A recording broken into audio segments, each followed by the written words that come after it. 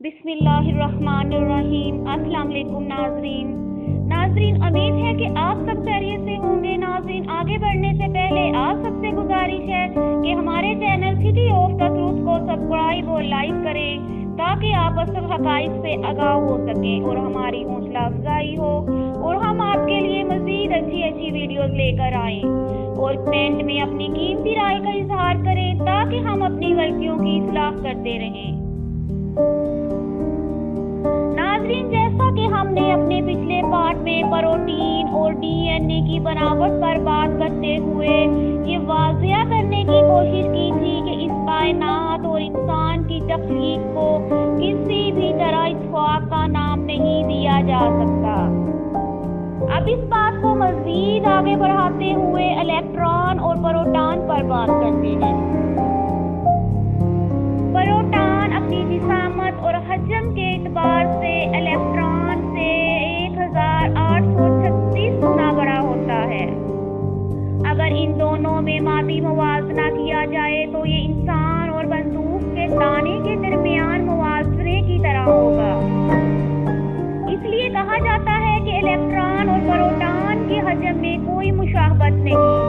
عجیب بات یہ ہے کہ حجم میں کوئی مشابہت نہ ہونے کے باوجود ان دونوں پر یکساں مگر ایک پر مثبت اور ایک پر منفی چارج ہوتا ہے۔ اس طرح قوت میں بھی یہ دونوں چارج مساوی ہوتے ہیں، جس کی وجہ سے ایٹم کا چارج معتدل رہتا ہے۔ یہاں مزید تعجب کی بات یہ ہے کہ عقل کا تقاضا ہے کہ یہ دونوں چارج آپس میں مساوی نہ ہوں، کیونکہ یہاں کوئی ایسا عامل نہیں جو دونوں کے چارج کو مساوی کر دے۔ بلکہ اگر حجم کا اعتبار کیا جائے تو الیکٹران کا چارج اس کا حجم چھوٹا ہونے کی وجہ سے کم ہونا چاہیے۔ یہاں یہ سوال کیا جا سکتا ہے کہ اگر الیکٹران برقی چارج کے اعتبار سے پروٹان کے مساوی نہ ہوتا تو کیا ہو جاتا؟ اس کا منطقی جواب یہ ہے کہ مثبت چارج والے پروٹانوں کی وجہ سے ساری کائنات کا چارج مثبت ہو جاتا اور سارے ایٹم قوت دفع کی وجہ سے ایک دوسرے سے دور ہو جاتے۔ اب رہا یہ سوال کہ اگر ایسا بالفعل ہو جاتا تو کائنات کی شکل کیسی ہوتی، یا ایٹموں کے ایک دوسرے سے دور ہو جانے سے کیا ہو جاتا؟ ایسی صورت میں جو کچھ ہوتا وہ بہت برا اور خلاف معمول ہوتا۔ اب آئیے ان تبدیلیوں سے آغاز کرتے ہیں جو ایسے میں وقوع پذیر ہوتی۔ مثلا سب سے پہلے اپنے جسم کو لیتے ہیں۔ ایٹموں کے ایک دوسرے سے دور ہونے کے فوراً بعد ہمارے یہ ہاتھ کٹ کر گر جاتے، جن سے خطاف پکڑے ہوئے ہیں۔ صرف ہاتھ ہی نہیں بلکہ بازو، کونیاں، ٹانگیں، سر، آنکھیں، دانت، بلکہ پورے کا پورا جسم آن کی آن میں ٹکڑے ہو جاتا۔ اس کے ساتھ ساتھ وہ کمرہ جس میں ہم بیٹھتے ہوئے ہیں، بلکہ کھڑکی سے نظر آنے والی ساری کائنات، پہاڑ، دریا، نظام شمسی کے ستارے اور سارے اجرام فلکی ایک لمحے میں ناپید ہو جاتے۔ اس کے بعد ایسا کوئی وجود ہی نہ آ سکتا جو خالی آنکھوں سے دیکھا جا سکے۔ آخرکار ساری کائنات ایک دوسرے سے دور بھاگنے والے ایسے ایٹموں کا مجموعہ بن جاتی جو ہر طرف اندھا دھند تیرتے پھرتے۔ یہاں دوسرا سوال یہ ہے کہ اس قسم کی مکمل بد انتظامی کے لیے پروٹان اور الیکٹران کے چارج میں کس قدر تبدیلی کی ضرورت ہے؟ کیا اس حادثے کے لیے چارج میں 1:100 کی تبدیلی کافی ہے، یا اس کے لیے 1:1000 کی تبدیلی کی ضرورت ہوگی؟ اس بارے میں پروفیسر جارج برنسٹین اپنی کتاب ہم جس کائنات میں لکھتے ہیں، اگر دونوں برقی چارجوں میں 1:100 کھرب کی تبدیلی بھی واقع ہو جائے تو انسان، پتھر اور تمام چھوٹے مادوں کا شیرازہ بکھیرنے کے لیے کافی ہے، جبکہ سورج اور زمین جیسے بڑے اجسام کے بکھرنے کے لیے یہ نسبت مزید حساس ہو کر 1:100 کھرب ہو جاتی ہے۔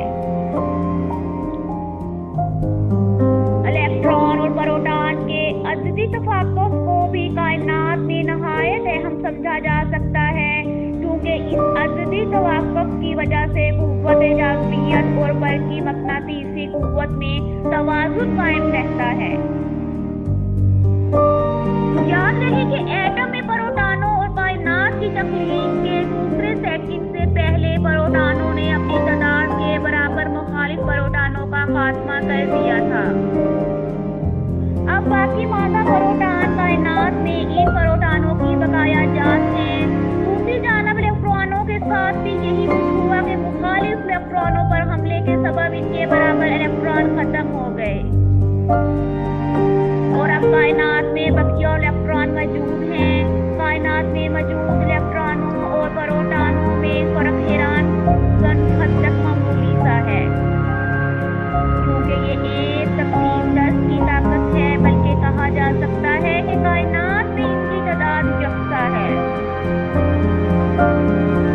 ये अददी यकसानियत कायनात के गोशे गोशे में बरक़ी मक़नातीसी तवाज़ुन के लिए नहायत ज़रूरी है, क्योंकि प्रोटॉनों या इलेक्ट्रॉनों की तादाद में इज़ाफ़े से एक जैसे चार्ज वाले अजसाम एक दूसरे से दूर हो जाते और इसके नतीजे में एटम से छोटे अजसाम आपस में मिलकर एटम ना बना सकते।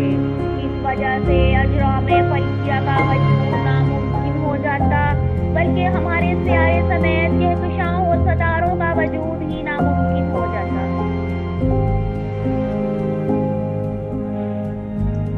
अगर हम इस वसीअ कायनात के इन तबीयती असूलों पर गौर करें जिनके सबब हमें जिंदगी गुजारने की जगह दस्तयाब हुई है, तो हमारे सामने ये सवाल जरूर आएगा कि कायनात के महज इत्तेफाक से वजूद में आने का एहतमाल कितना है। क्या ये एहतमाल 1/1 बिलियन या 1/ट्रिलियन या इससे बहुत कम किसी रकम के मुताबिक है?